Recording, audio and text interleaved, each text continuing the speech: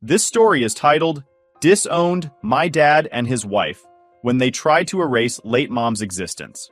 Now they show up demanding to see their grandchild. Hey Reddit, I need to get this off my chest. I've been carrying this for 10 years now, and I feel like I'm losing my mind. Maybe some of you can relate, or maybe you'll just think I'm being dramatic, but either way, here's my story. My mom passed away when I was 14. She was my rock, my best friend, and honestly, the only parent I really connected with. My dad? He wasn't a bad guy or anything, but we were never close. He was the kind of dad who showed love through things like paying bills and making sure the house was running, but emotional support? That was all mom. When she died, I was shattered. It wasn't a sudden thing. She'd been sick for a while, but knowing it was coming didn't make it easier. I spent weeks barely eating, barely sleeping, just existing in this fog of grief. I thought my dad would step up, that maybe losing mom would force us to lean on each other. Instead, he did the opposite. 2 months after her funeral, he started dating someone. I didn't even know he was seeing anyone until I came home from school one day and found a stranger in our kitchen. She was pouring coffee like she owned the place, laughing at some joke my dad made. I froze. She turned to me with this big fake smile and said, "You must be my name. I've heard so much about you." I couldn't even respond. I just stared at her, then at my dad. He had this look on his face, like he was waiting for me to say something nice. Instead, I just walked to my room and slammed the door. Things escalated quickly from there. Within 4 months of mom's passing, this woman, let's call her Claire, moved in. I barely knew anything about her, and honestly, I didn't care to. To me, she was just an intruder, someone who didn't belong. And then, the real kicker. On my 15th birthday, my dad and Claire announced their engagement at my birthday dinner as if it was supposed to be some kind of gift. I remember sitting there, staring at them in disbelief. My dad looked so happy, like he genuinely thought I'd be excited about this. Claire was practically glowing, holding out her hand to show off the ring. "Isn't this great?" my dad said. I didn't even answer. I stood up, grabbed the cake they got me, and dumped it onto the floor. "I don't want this," I said, my voice shaking. Then I walked out. I didn't go back for 2 days. I stayed with a friend, ignoring the dozens of calls and texts from my dad. When I finally came home, things were different. The first thing I noticed was that all the pictures of my mom were gone. The ones in the living room, the hallway, even the ones in the kitchen, vanished. Her stuff too. The coat she always left by the door, the books she kept on the coffee table, the little knickknacks that made the house feel like home, all gone. "What happened to mom's stuff?" I asked. My dad barely looked up from the newspaper he was reading. "We're moving forward," he said, like that was supposed to be an explanation. I didn't let it go. I started searching the house, opening closets and drawers, trying to find anything that was hers. Most of it was gone, but I managed to salvage a few things. A photo album, a bracelet she used to wear, and one of her favorite scarves. I hid them in my room, terrified that Claire would find them and throw them away. They even tried to force me to celebrate Claire's birthday, while ignoring my mom's. One time, I mentioned wanting to do something small for mom's birthday, just lighting a candle or something, and my dad completely shut me down. "We need to move on," he said, like it was that simple. I started to feel like a stranger in my own home. The house that used to feel warm and safe now felt cold and foreign. I avoided being there as much as I could, spending more time at friends' houses or staying late at school. By the time I was 16, I'd stopped talking to Claire altogether. If she asked me something, I'd give her a one-word answer. If she tried to start a conversation, I'd ignore her. It wasn't mature, but I didn't care. She wasn't my mom, and I wasn't going to pretend she was. My dad hated it. He'd lecture me about how I was being disrespectful, how I was ruining the family dynamic. One time, he even threatened to kick me out if I didn't get with the program. But I knew he wouldn't follow through. He might have been a lot of things, but he wasn't that kind of dad. The breaking point came when I turned 18. I packed my bags and left for university, cutting off as much contact as I could. I didn't look back. At the time, I thought that leaving would be the end of it. I thought I could finally move on and start fresh. But I was wrong. I've thought a lot about why Claire bothered me so much. Aside from the obvious, she wasn't a bad person. Not really. If anything, she was overly nice. Fake nice.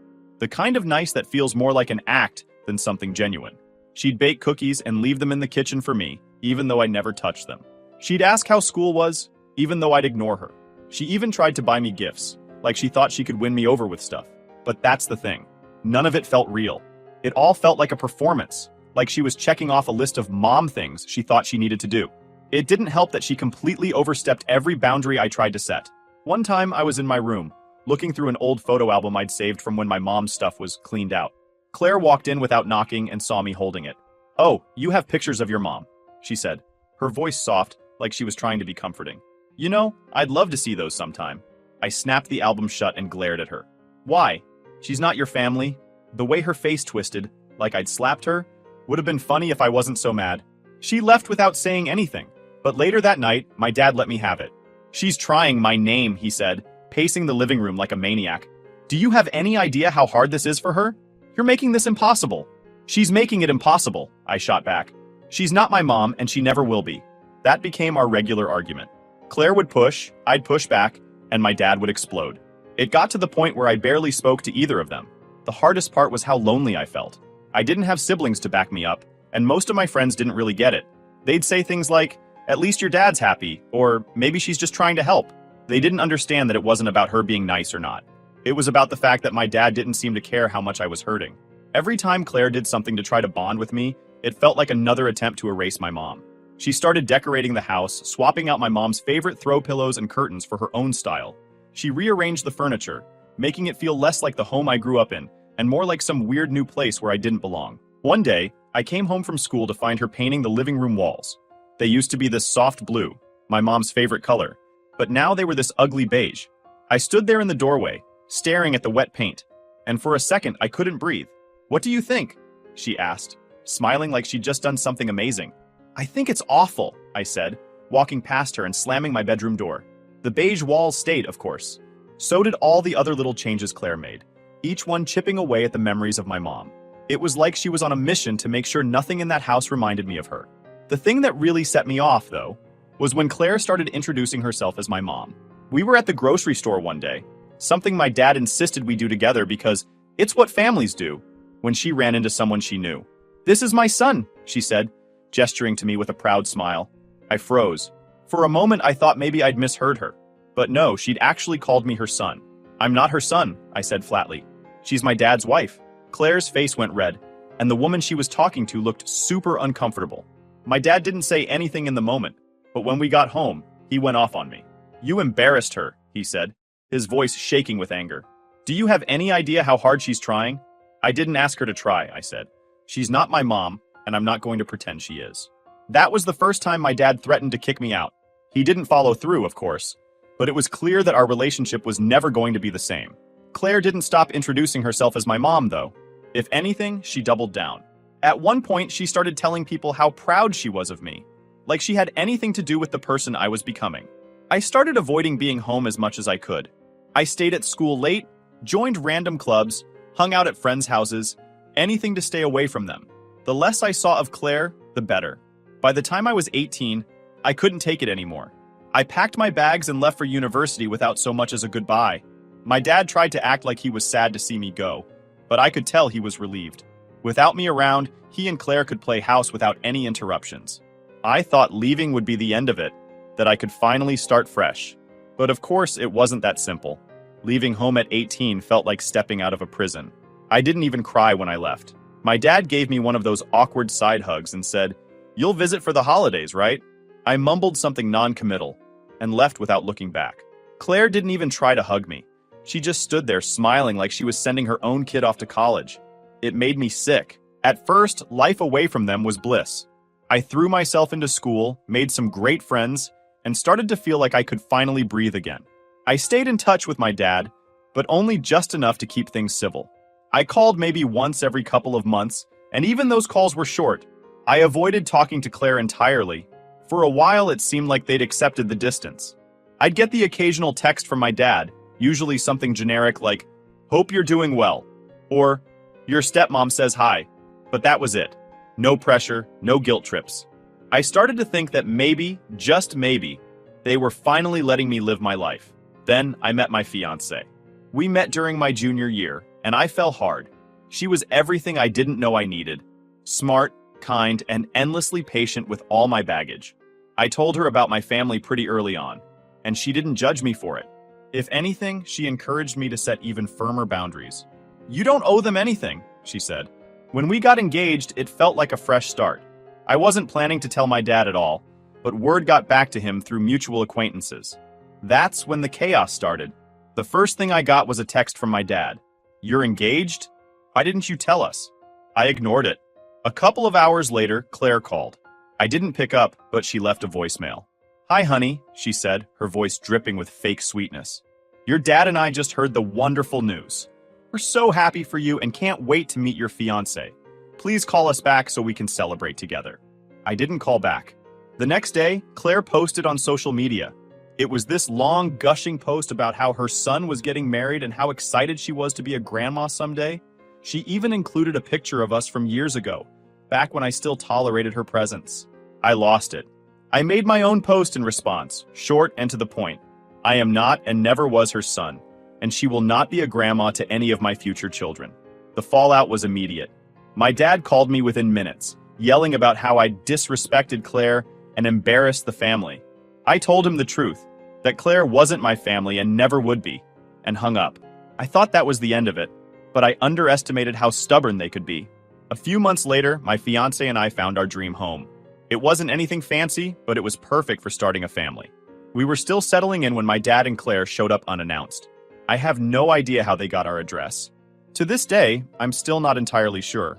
They knocked on the door, and when I opened it, there they were, standing on my porch with big smiles like nothing was wrong.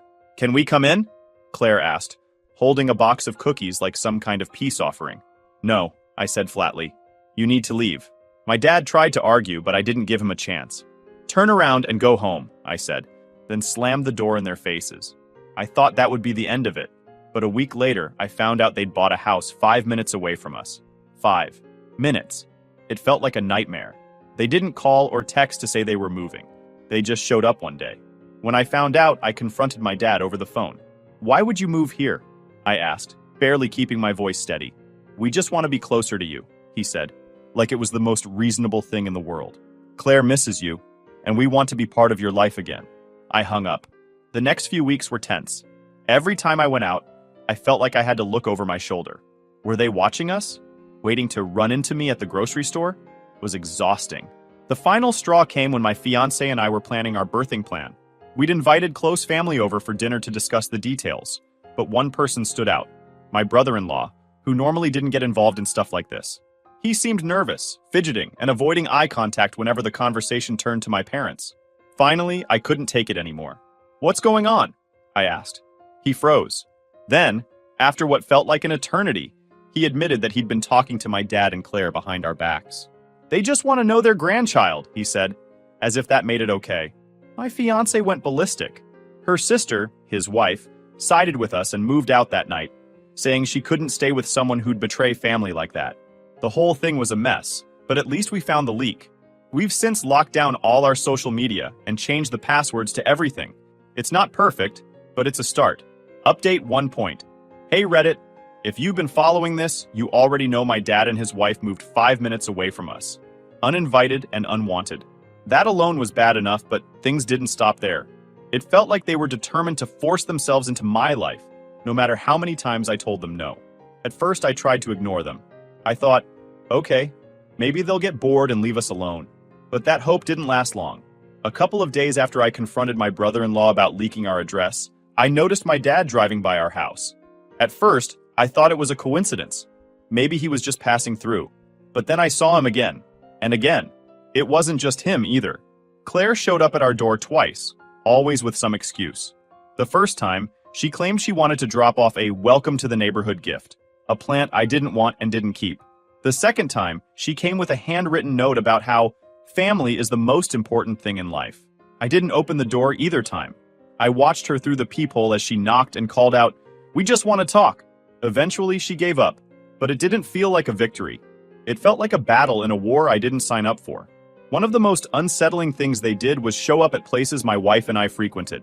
My wife and I are creatures of habit. We like to go to the same cafe on weekends, the same park for walks, the same grocery store for weekly shopping. Suddenly, my dad and Claire were showing up at all of those places. At first, I thought it was a coincidence. But how many coincidences can you have before it starts feeling intentional? One weekend, my wife and I were at the park, enjoying a quiet afternoon, when we spotted them sitting on a bench about 20 feet away. They didn't approach us or say anything. They just sat there, watching. The same thing happened at the grocery store. We were in the produce section when Claire bumped into us. "Oh, fancy seeing you here," she said, her voice dripping with fake enthusiasm. I didn't even respond. I just grabbed my wife's hand and walked away. The worst was when they showed up at the cafe. My wife and I were sitting by the window, talking about baby names when my dad walked in. He ordered a coffee, then sat at a table directly across from us. He didn't say a word, just sat there sipping his coffee and staring. That was the breaking point. As soon as we got home, I started looking into home security systems. The process of setting up security was a nightmare. Apparently, the demand for installation in our area was high, and the earliest appointment I could get was weeks away. In the meantime, I bought a cheap set of cameras and a doorbell cam to hold us over. One night, the doorbell cam caught something that chilled me to the bone. Around midnight, Claire came to our house. She didn't knock or ring the bell. She just stood there on the porch for a few minutes, looking at the door. Then she left. When I saw the footage the next morning, I felt sick. What was she doing? Why would she come to our house in the middle of the night? I showed the video to my wife, and we decided to call a lawyer. The lawyer told us what we already knew. Legally, there wasn't much we could do. My dad and Claire hadn't threatened us or trespassed. Moving 5 minutes away wasn't a crime, and neither was showing up at public places. The only thing I could do was send them a formal letter outlining my boundaries and consequences for breaking them. So that's what I did. The letter wasn't easy to write. I wanted to be clear, but not overly emotional. I stated that my wife and I wanted no contact, and that any attempts to communicate with us, show up at our house, or intrude on our lives would result in further legal action. Once the letter was written, my lawyer hand-delivered it to my dad. He even had the delivery recorded to avoid any claims of misunderstanding. After the letter was delivered, things went quiet for a while. No unannounced visits, no coincidental run-ins at the park or grocery store. It felt like a weight had been lifted, but I couldn't shake the feeling that it was temporary. The silence didn't mean they were gone. I knew they were still out there, just 5 minutes away, probably plotting their next move. In the meantime, my wife and I focused on preparing for the baby.